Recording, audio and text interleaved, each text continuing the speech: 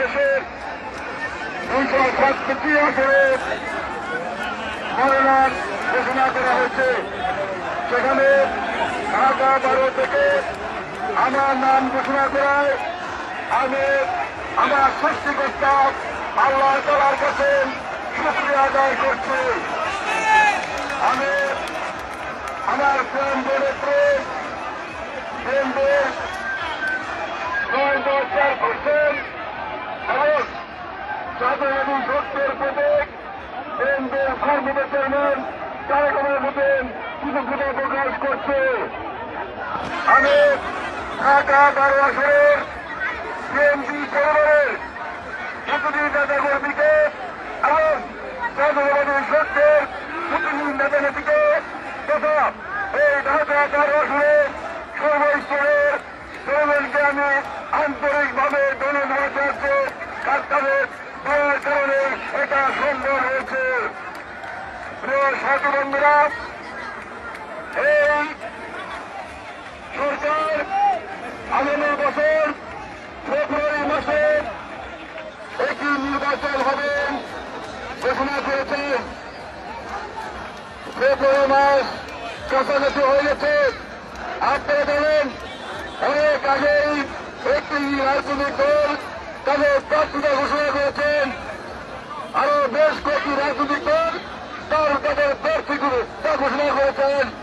গত 4-5 দিন আগে বিএনপি 237টি আসনে তাদের প্রার্থীতা ঘোষণা করেছেন। সারা বাংলাদেশে নির্বাচনী হওয়া চলছে। তাই এই সরকারের প্রতি আহ্বান থাকবে, নির্বাচন কমিশনের প্রতি আহ্বান থাকবে, অতি দ্রুত নির্বাচনের তফসিল ঘোষণা করতে হবে। মানুষ গত 16 বছর কোন নির্বাচনে ভোট দিতে পারেনি। গত 16 বছর জাতীয় সংসদ নির্বাচন, স্থানীয় সংসদ নির্বাচন, এমনকি কোন সামাজিক সংগঠনের নির্বাচনে মানুষ ভোট দিতে পারেনি। দিনের ভোট রাতে দিয়ে সম্পন্ন করেছে। তারা তাদের মন মতো প্রার্থীকে বিজয়ী ঘোষণা করেছিল। আমরা তারেক রহমানের নেতৃত্বে দীর্ঘ 16 বছর মানুষের ভোটের অধিকারের জন্য আন্দোলন করতে সংগ্রাম করেছে। আন্দোলন সংগ্রাম করতে গিয়ে অনেক ভাই খুন হয়েছেন, অনেক ভাই খুন হয়েছেন। আমাদের প্রাণ মেরেছেন বেগম খালেদা জিয়া মিথ্যা মামলায় তাকে 10 বছর সাজা দেওয়া হয়েছিল। তিনি 6 বছর কারাবরণ করেছেন। লক্ষ লক্ষ বিএনপি নেতাদের বিরুদ্ধে মিথ্যা মামলা দেওয়া হয়েছিল। বিএনপি লক্ষ লক্ষ নেতাদের মিথ্যা মামলায় কারাবরণ করেছেন। তারপরও কিন্তু আমাদের নেতা তারেক রহমান, আমাদের নেতা বেগম খালেদা জিয়া এই 25 সরকারের সাথে কোন আপোষ করেননি। রাজপথে বাংলাদেশের যুব সমাজকে, বাংলাদেশের ছাত্র সমাজকে ঐক্যবদ্ধ হয়ে এই 25 সরকারের মধ্যে আন্দোলন করে এই ফেসিস্টকে এদেশ থেকে বিতাড়িত হয়েছে। সাধু বন্ধুরা, শুধু ফেসিস্ট প্রধান শেখ হাসিনা নয়, শেখ হাসিনার এমপিরা, শেখ হাসিনার নেত্রীরা, এমনকি শেখ হাসিনার নিয়োজিত জাতীয় মসজিদের খতিববন্ধ এদেশ থেকে পালিয়ে গিয়েছে। অর্থাৎ জাতীয় মসজিদের খতিব একজন ফেসিস্টের দেশের ছিল। প্রিয় সাধু বন্ধুরা, আমরা মনে করি আগামী বছর ফেব্রুয়ারি মাসে নির্বাচন হবে। কিন্তু আমরা দেখতে পাচ্ছি এই নির্বাচনে কয়েকটি দল জয়লাভ করতে পারবে না ভেবে তারা আজকে নির্বাচন বানচাল করার জন্য ষড়যন্ত্র করছে।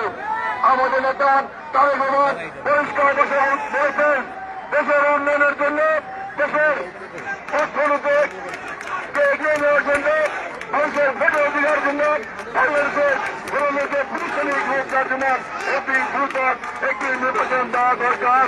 কারণ নির্বাচিত সরকার ছাড়া, জনগণের সরকার ছাড়া দেশ কখনো এগিয়ে যেতে পারে না।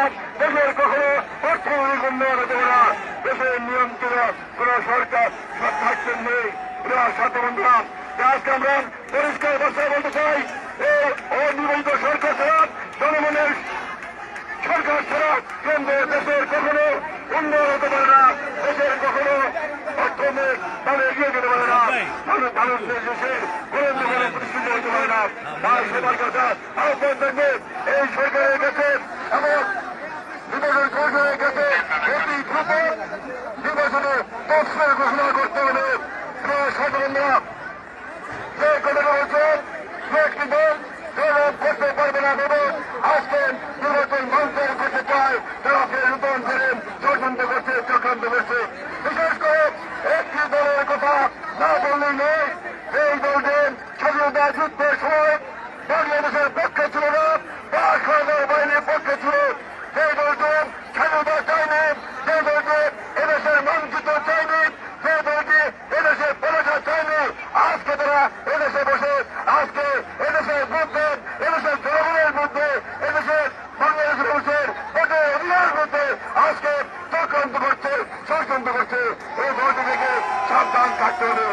এই দলটি এক মুখে বলেন তারা ইসলামিক দল, আবার তারা ইসলামের বিরুদ্ধে তারা বক্তব্য দিচ্ছেন, ইসলামের নাম বানিয়ে তারা ক্ষমতায় যেতে চান।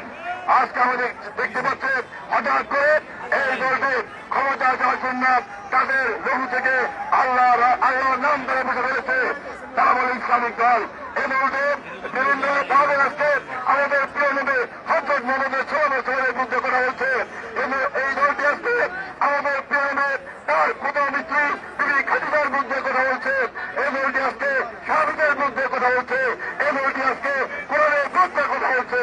তাই তরুণ সহদের কাছে আমার আহ্বান থাকবে, আমার অনুরোধ থাকবে, যে দলটি এদেশে স্বাধীনতা চাইলেন, যে দলটি এদেশের মানচিত্র চাইলেন, যে দলটি এদেশের পতাকা চাইলেন, যে দলটি পাকিস্তান সরকারকে সহ্য করে এদেশের মানুষকে হত্যা করেছে, সে দলটি যুদ্ধের সময় পাকিস্তানি সরকারকে সঙ্গ করে বাংলাদেশের লক্ষ লক্ষ মা বোনের ইজ্জত নষ্ট করেছে। এই দলটিকে প্রত্যাঘাত করতে হবে। এই দলটিকে কখনো ভোট দেওয়া আপনাদের উচিত হবে না, ঠিক হবে না।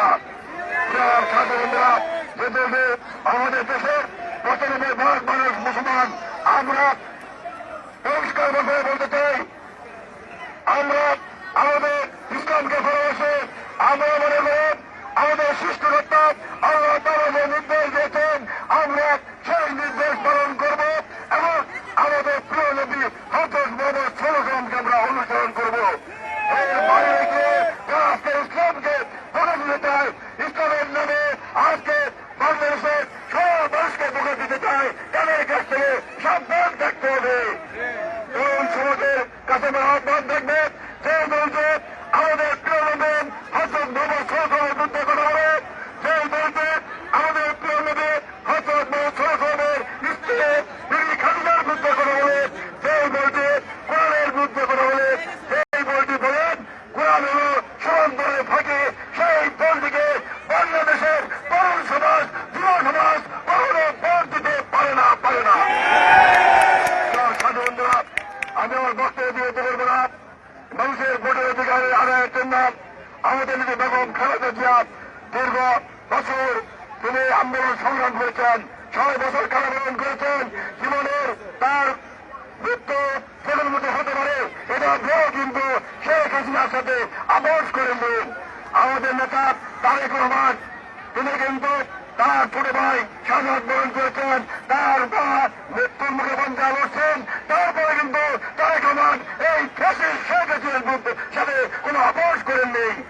সাধারণরা তিনি আমাদের নেতা তারেক রহমান বাংলাদেশের মানুষের স্বাধিকার আন্দোলনের জন্য, বাংলাদেশের মানুষের ভোটের অধিকার আদায়ের জন্য, বাংলাদেশের ধর্ম প্রতিষ্ঠার জন্য, বাংলাদেশের স্বাধীনতা সার্বভৌমত্ব রক্ষার জন্য, এই বাংলাদেশের ইসলামের ঐক্য প্রতিষ্ঠা করার জন্য আমাদের নেতা তারেক রহমান বাংলাদেশের সাধারণ মানুষকে নিয়ে আন্দোলন সংগ্রাম করেছেন। আমরা এই সফলতা পেয়েছি। আগামী বছর যে নির্বাচন হবে সেই নির্বাচনে বাংলাদেশের ধর্ম প্রতিষ্ঠার জন্য, বাংলাদেশের মানুষের অধিকার আদায়ের জন্য, বাংলাদেশের স্বাধীনতা সার্বভৌমত্ব রক্ষার জন্য এবং বাংলাদেশের ইসলামের ঐক্য অটল রাখার জন্য আগামী নির্বাচনে তার শীষে ভোট দিয়ে সকল জায়গায় বিএনপির প্রার্থীকে সহযোগিতা করবেন সেই আহ্বান জানিয়ে আমি আমার বক্তব্য শেষ করছি। বাংলাদেশ বাংলাদেশ জিন্দাবাদ, বাংলাদেশ জিন্দাবাদ, ধন্যবাদ। খালেদা জিয়া ধন্যবাদ। আমাদের প্রাণ নেতা তারেক রহমান